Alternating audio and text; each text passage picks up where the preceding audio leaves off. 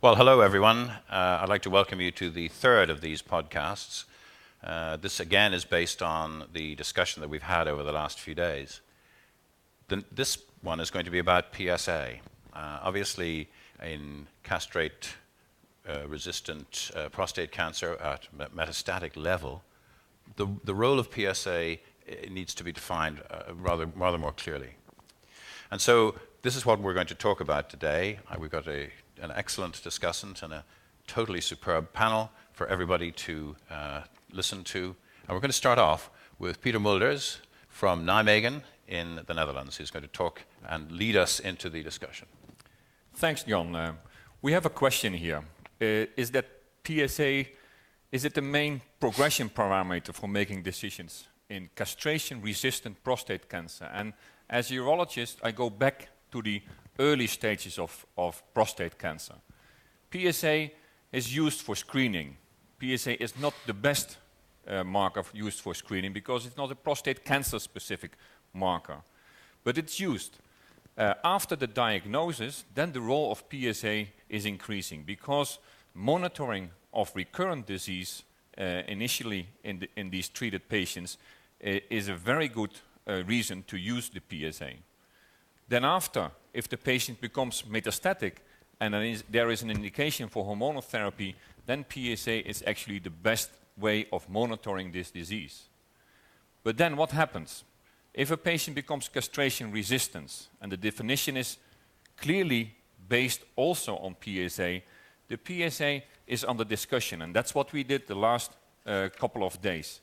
Is PSA still a reliable marker in castration-resistant prostate cancer? Is it an indication for starting these patients on docetaxel, but also does the patient benefit from PSA in the decision when a patient is progressive after docetaxel? Even the new post-docetaxel treatments, there is an indication to use PSA. Is it because we are used to the fact that every patient needs their PSA answer, that every doctor uses the PSA? Is it the most important marker? Can we abandon actually PSA? And this is the questions what we will raise to the panel. First, very shortly, my disclosures. So PSA can be used and will be used in extent always in castration-resistant prostate cancer. So is it the basis for stopping treatment and defining these patients progressive on docetaxel? Is it an indication to start treatment with abiraterone acetate? Or is PSA used in the follow-up and the decision to stop the treatment of abiraterone? And finally, we will have a discussion on other treatment modalities in castration-resistant prostate cancer and how can we use PSA in that. And I give it back to you, John, to discuss that. Thank you very much, Peter, for raising those interesting questions. And we're going to have a look at them one at a time. But actually, I'm going to cheat a little, and I'm going to ask a first question from Dr. Gert Attard, who is, of course, a clinician scientist from the Royal Marsden in London, who has been associated with a number of the clinical trials that have gone on. Gert, can we say that at this stage of the disease that we might be able to use PSA as a surrogate for survival? Okay, based on the currently available data, the answer is no. We cannot replace the use of survival as an endpoint with a change in PSA to convince ourselves, physicians, and the regulatory authorities that the treatment is effective. Now, the disadvantages of requiring an endpoint of survival for our trials are obvious. Long lead time, subsequent effective therapies that can confound the results. And really, I think that is the main reason why studies have been pushed to the advanced stage of the disease rather than being conducted in the scientifically most logical setting. And I hope over the next few years we'll find ourselves in a better position. We have the groundwork to have new potential surrogates for this advanced stage of the disease. We have positive studies, which is the first requirement to ask a surrogacy question. Those studies are going to allow us to look at other PSA dynamics, which may be more useful than single cutoffs. And of course, we're fortunate that in the abiraterone and MDV phase 3 post-docetaxel regulatory studies, there was inclusion of CTC, circulating tumor cell enumeration, to ask the question of whether a change in circulating tumor cell count is a surrogate of survival. And from the preliminary initial analysis of that data, CTC count could well be a very useful surrogate to use as a primary endpoint in our future studies. Okay, so PSA not really as a single marker, but what about PSA kinetics? Is that helpful in this particular stage of the disease? We don't have the data to say PSA kinetics at this point could be used as a surrogate. But I know further analysis is ongoing on the studies we've discussed, including the abiraterone and MDV studies. Thank you.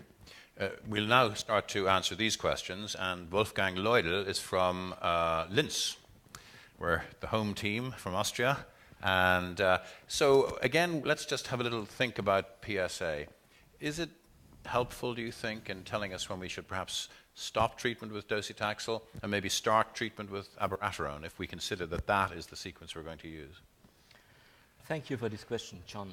First of all, we don't treat laboratory values. We treat patients.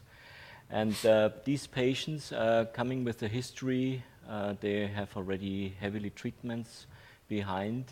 And, but these men are triggered by PSA. And PSA is not only prostate-specific antigen, PSA is patient stress activator, and all kinds of other psychological stuff. So these patients have already heavily treatment, and they need to have objectively staged within the treatment. And when PSA is rising, you have to have at least a three-dimensional imaging.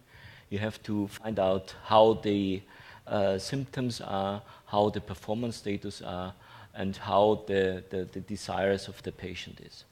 And all these together, all these packaged together, will lead to a changing of the treatment or continuing of treatment, because we know that PSA is able to show ups and downs during treatment of docetaxel, and we know that a rising PSA is not the only point to change the treatment. Okay, so therefore, you're saying that it's not just PSA here, it's a whole host of other things as well. Yes. Good, thank you very much indeed. Now, Xabi Maldonado is also from Barcelona. Okay. And so what we're going to do now, and you're obviously a radiation oncologist, so you may have a slightly different view on all of this, but still, let's just see, if we're assuming that the sequence, we've no reason for saying this, of course, but at the present time, but let's say that, you know, docetaxel followed by maybe abiraterone, followed then by cabazitaxel. Can PSA help us here at all? Is it too late? No, it can help, but it's not a definitive surrogate for this situation. That's true that there are data in literature of the docetaxel era that a decline in more than 30% in PSA is related with a best outcome. But this is not the scenario that we are speaking today, no? The response or the monitorization of the benefit of abiraterone is basically clinical. We have paid attention in the classical progression factors of like clinical worsening or radiological or maybe a rapid PSA progression, but as a part of the equation, not as a whole response. If those factors are present, then we can start thinking and move our line of treatment. But the main aim point is the clinical benefit of the patient, not PSA. So from both of your point of view, I mean, we did mention in the discussion that there is, if you like, a subgroup of patients with high-risk disease who have a very low PSA, In fact, may even have changed the histology at this stage. So what would you suggest we should be thinking of, and if we can't use PSA, and there are a lot of other imaging things that we can use, what about biopsying, rebiopsying lesions to help us? What do you think? That's a good point. Rebiopsying, if you think that things are going to be changed, for instance, if you are looking for a neuroendocrine or a small cell carcinoma, otherwise you have to review the, the biopsy first. If not, there are other markers, clinical markers like ADH or alkaline phosphatase that has been stated in the floor. Maybe biopsies just when you want to move this scenario. Good, thank you. So back to the home team, Maria DeSantis from Vienna. Maria, you were talking about markers and other items in relation to your management of patients at this stage of the disease. I think we've heard clearly that PSA isn't going to be the thing to help us in the main, but I know you've been thinking of things like PSA doubling time and other markers, and tell us what you think about that, and you may even want to talk about circulating tumor cells, which was introduced by Gert there a minute ago. Well, other than PSA, we do not have very robust data to lead us in our decisions for treatment change. For me, there are lab markers and clinical markers, as we have already heard. So the clinical markers are, for example, pain of the patient that lead us to change of treatment. Other markers for me include alkaline phosphatase, a bone turnover marker. If it's rising quickly, it should prompt us to do imaging, for example. Furthermore, there is LDH, and LDH being a cell turnover marker shows us a very active disease, more active disease, and also should prompt us to do some imaging, maybe CT scans, to see if there are new visceral metastases. And hemoglobin might play a role, at least for me. A drop in hemoglobin due to disease, I'm not talking about bleeding, might also prompt us to do some further imaging and see if the disease is progressing and if we should go further on to another treatment option, for example. As for CTCs, difficult question. CTCs have shown to be important, but CTCs are not easily available. And I think we need even more data to make it a routine. And then we would need the money to do regular CTCs to lead our treatment decisions and our response to treatment. Good. Well, thank you very much, Maria. I wonder if, just since we were talking about them, since you were the person who, with Johan de Bono, who interested us, first of all, in CTCs, do you want to close on that, or do you want to say anything more about them that might be of help to the audience? So what we currently know about CTCs is that when using the Veridex cell search platform, a count of 5 or more in 7.5 mils of blood associated to worse survival prior to docetaxel chemotherapy. And now we have emerging data that is also associated with worse survival in patients receiving other treatments like abiraterone and MDV-3100. We are now aiming to show that a change in circulating tumor cell count is a surrogate of survival, and that will ultimately lead or allow us to use a change in count at 4 weeks to show a drug is effective. So that's the first role. The other very exciting role, to me at least, that CTCs may play is, as you mentioned, biopsies, and we all know how challenging it is to take a biopsy from a patient, and then there's the issue of heterogeneity. So could CTCs lend themselves to a liquid biopsy format, which will provide us with large numbers of cells that we could characterize to then select patients for a specific treatment? Thank you very much. Well, I'd like to thank our discussant and our panel for really entertaining us right well on the difficult subject of PSA in general and markers in particular at this stage of the disease.